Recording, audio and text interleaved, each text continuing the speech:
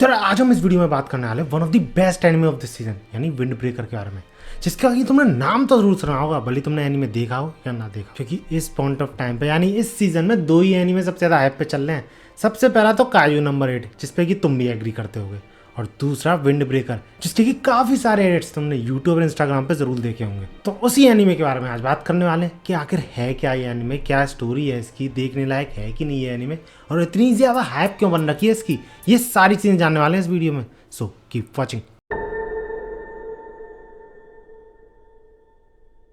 अब वीडियो शुरू करने से पहले दो चीज़। सबसे पहले तो इन बालों को इग्नोर करो, शैम्पू करा इधर उधर भाग रहे हैं। और दूसरी चीज़, ये टी बढ़िया लगे तो डिस्क्रिप्शन में लेंगे, बाय जरूर करना, ऐसे ही काफ़ी सारी अच्छी चीज़ है। अब अगर विंड ब्रेकर पे आया तो यार इस एनिमे के इतनी ज़्यादा हाइप होना मेरे लिए तो काफ़ी शॉकिंग था।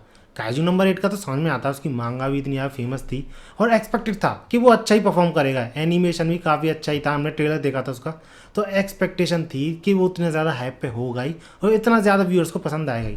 लेकिन इसका तो ना मांगा के बारे में किसी को पता था, ना नाम किसी ने सुना था। मुझे तो नाम भी 2-3 एपिसोड आने के बाद पता चला इसका।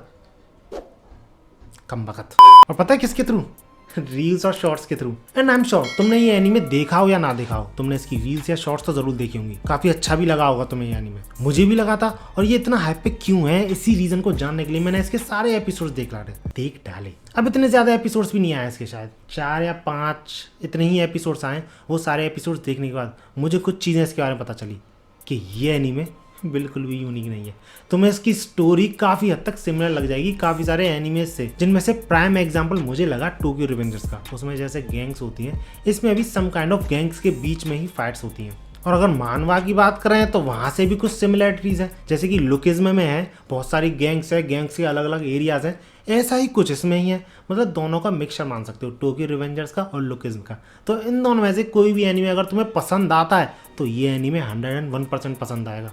अब इसका प्लॉट भले ही जनरल सा हो, लेकिन इसकी स्टोरी थोड़ी बहुत अलग है, जो कि बेस्ड है एक बंदे पे, जिसकी स्टोरी के बारे में हमें पता नहीं है, या आई मीन उसकी पर्सनल स्टोरी के बारे में हमें पता नहीं है। जो उसकी पास्ट लाइफ है वो अभी रिवील नहीं करी गई है, और वही चीज़ काफ़ी इंटरेस्टिंग बनाती है इस एनिमे को। नहीं समझ आया क्यों बोल रहा हूँ मैं ऐसा इसलिए क्योंकि जो बंदे पे बेस्ड यानी अपने मेन प्रोटैगनिस्ट पे बेस्ड ये एनीमे है, वो अपने शहर से दूसरे शहर जाता है हाई स्कूल को ज्वाइन करने, एक स्पेसिफिक हाई स्कूल को ज्वाइन करने, जो कि फेमस है बहुत ही स्ट्रॉन्ग हाई स्कूलर्स के लिए। यानी वहाँ पे बहुत ही तगड़े तगड़े अपोनेंट्स होते हैं, फाइट वाइट चलती रहती हैं, और वहाँ पे सबसे ज़्यादा स्ट्रॉन्ग को ही सबसे ज़्यादा रेस्पेक्ट दी जाती है।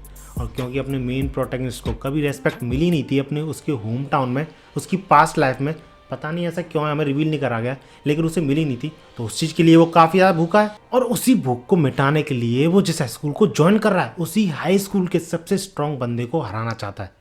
अब वो एक्सपेक्ट तो ये कर रहा था कि वो स्ट्रॉन्ग बंदा काफ़ी ज़्यादा खतरनाक सा होगा, ईवल टाइप होगा, सबों को मारता फिरता रहता होगा, लेकिन काफ़ी क्लमजी सा बंदा निकलता है वो। यानी काफ़ी ज़्यादा फ्रेंडली नेचर होता है, जो कि बिल्कुल अपोजिट था जो कि उसने इमेजिन किया था, जिस चीज़ से वो काफ़ी ज़्यादा सरप्राइज होता है। लेकिन स्टिल उसके इतने फ्रेंडली नेचर के बावजूद उसकी बहुत ज़्यादा रेस्पेक्ट करी जाती है, और इस चीज़ से अपना मेन प्रोटैगनिस्ट काफ़ी शॉक होता है। और इसी एनवायरनमेंट की वजह से उसके मन में काफ़ी सारे क्वेश्चंस आते हैं कि ऐसा कैसे चल सकता है यार, एक इतना ज़्यादा फ्रेंडली बंदा अपने सराउंड इतने सारे लोगों को कैसे घुमा सकता है। ये सारे सवालों के जवाब जानना चाहता है। लेकिन इसी बीच दूसरी गैंग आ जाती है, यानी दूसरे एरिया की गैंग, और इन दोनों के बीच में कॉलिजन होता है, और वही कॉलिजन अभी फिलहाल हमें दिखाया जा रहा है। अब हमें ये तो रिवील नहीं करा गया है कि कितनी और गैंग्स हैं, हो सकता है एक गैंग नहीं हो, काफ़ी और गैंग्स भी हों, लेकिन हमें अभी एक ही गैंग दिखाई गई है, उसी से फाइट चल रही है इनकी, यानी एक टाइप ऑफ कॉम्पिटिशन सा हो रहा है। और पता है इसी कॉम्पिटिशन में मेरा ध्यान किस चीज़ ने खींचा, किस चीज़ की वजह से मैंने इसका एनीमे देखना चालू किया, इस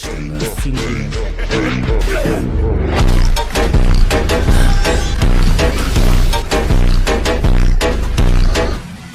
क्योंकि इस सीन में जैसे एनिमेशन थे ना, मैंने तो सबको छोड़ दिया, भैया क्या स्टोरी है, क्या चीज़ है, क्या प्लॉट है इसका, सारी चीज़ें छोड़ दी। मैंने सोचा इस एनिमे को तो देखूंगा ही देखूंगा, सिर्फ और सिर्फ एनिमेशन की वजह से। लेकिन क्या फ़ायदा यार, ये एनिमेशन इतना ही था, मतलब जितनी क्लिप दिखाई है उतना ही था। मैंने सोचा और भी तगड़ी फाइट देखने को मिलेगी, लेकिन इतनी सी चीज़ दिखा के मुझे अट्रैक्ट कर लिया और इस एनिमे में जोड़ लिया। हैरान गर्मी। अब ऐसा भी नहीं है कि मैं सिर्फ एनिमेशन की वजह से इस एनीमे को फॉलो कर रहा हूँ, नहीं। हाँ मुझे पता है, मैंने बताया तुम्हें, इस सीन की वजह से मैंने इस एनीमे को फॉलो करना स्टार्ट किया था, लेकिन स्टिल जो चीज़ मुझे टिकाए रखी है इस एनीमे पे अभी तक, वो है इसकी पेसिंग। क्योंकि यार ये जो ग्रुप फाइट वाले एनीमे होते हैं ना, ये ज़्यादा टाइम तक टिकते नहीं है, क्योंकि इन ग्रुप्स के जो लीडर्स होते हैं उनको काफ़ी टाइम बाद रिवील करा जाता है, 6-6, 7-7, 8-8 एपिसोड तक निकल जाते हैं उनको रिवील करने में। लेकिन ये एनीमे इट्स डिफरेंट, क्योंकि ये काफी तेजी से पेस पकड़ता है पूरा एनीमे। सबसे पहले या दूसरे एपिसोड में main protagonist high school join कर लेता है। तीसरे और चौथे एपिसोड में शायद टॉप डॉग यानी सबसे स्ट्रॉन्गेस्ट बंदा जो है इसके हाई स्कूल का वो रिवील कर दिया जाता है। और शायद पांचवें और छठवें एपिसोड में दूसरा ग्रुप जो कि राइवल ग्रुप है वो रिवील कर दिया जाता है, उसका टॉप डॉग यानी स्ट्रॉन्गेस्ट बंदा वो रिवील कर दिया जाता है। इनफैक्ट इन दोनों ग्रुप्स के बीच की फाइट भी शुरू हो जाती है शायद सातवें एपिसोड से, छठवें या सातवें एपिसोड से। इतना तेजी से इस एनिमे की स्टोरी आगे बढ़ रही है और ऐसा भी नहीं लगता बहुत ही ज्यादा तेज बढ़ रहा है, सब कुछ छूटे जा रहा है पीछे, नहीं, सब कुछ ढंग से एक्सप्लेन होता है। और ये भले ही छोटी सी चीज लग रही हो लेकिन ये छोटी सी चीज काफी सारे एनिमे नहीं कर पाते। और जैसा कि मैंने तुम्हें बताया ये जो ग्रुप फाइट्स वाले गैंग वाले एनिमेज होते हैं ना वो ज्यादा टाइम तक टिकते नहीं। ऑब्वियसली एक्सेप्शंस काफी जगहों पे होते हैं लेकिन काफी हद तक सारे एनिमे सिमिलर होते हैं ग्रुप फाइट्स वाले, इसलिए इंटरेस्ट बन नहीं पाता है ऑडियंस का। One of the best example is मेरे लिए, गुस्सा मत हो ना, मेरे लिए एग्जाम्पल है इसका टोक्यो रिवेंजर्स, क्योंकि यार मेरा पहले सीजन तक मन लगा था, यानी देखा था मैंने पूरा सीजन, दूसरा सीजन भी देखा था, लेकिन तीसरे सीजन से मजा आना बंद हो गया। और इसका सबसे बड़ा रीजन है पता कौन? इसका मेन प्रोटैगनिस्ट, क्योंकि बार बार आता है, बार बार देखता है कि गड़बड़ हो गई है, बार बार पास्ट में जाता है, फिर सही चीज़ें करता है, फिर गड़बड़ हो गई है, फिर बार बार जाता है। कुछ टाइम तक तो ये अच्छी लगती है चीज़, लेकिन काफ़ी टाइम बाद ये चीज़ होने के बाद रिपीटेटिव लगने लग जाती है और यही चीज़ इंटरेस्ट बिगाड़ देती है। क्योंकि ऐसा भी तो नहीं है कि वो बार बार पास्ट में जाके कुछ और चीज़ देख रहा हो या फिर कुछ और चीज़ कर रहा हो।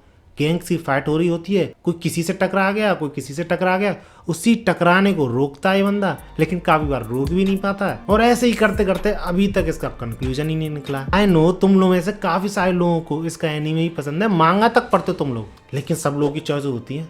मेरी चॉइस ये थी, मेरा ओपिनियन ये था, बाकी तुम अपना ओपिनियन कमेंट्स में बता सकते हो। और जैसे टोक्यो रिवेंजर से मेरा इंटरेस्ट हट गया, मैं नहीं चाहता यार इस एनीमे से भी मेरा इंटरेस्ट हटे, तो इसलिए यही देखना चाह रहा हूँ क्या ये एनीमे पहला सीजन दूसरे सीजन तक टिका भी पाएगा मुझे। क्योंकि टोक्यो रिवेंजर्स में कम से कम एक यूनिक चीज़ तो थी, प्रोटैगनिस्ट पास्ट में जा पा रहा था।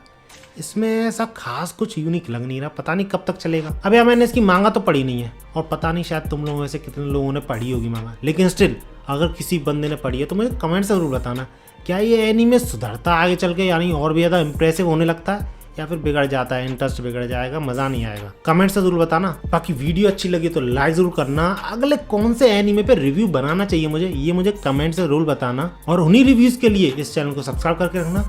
मिलते हैं अगली वीडियो में, भागो।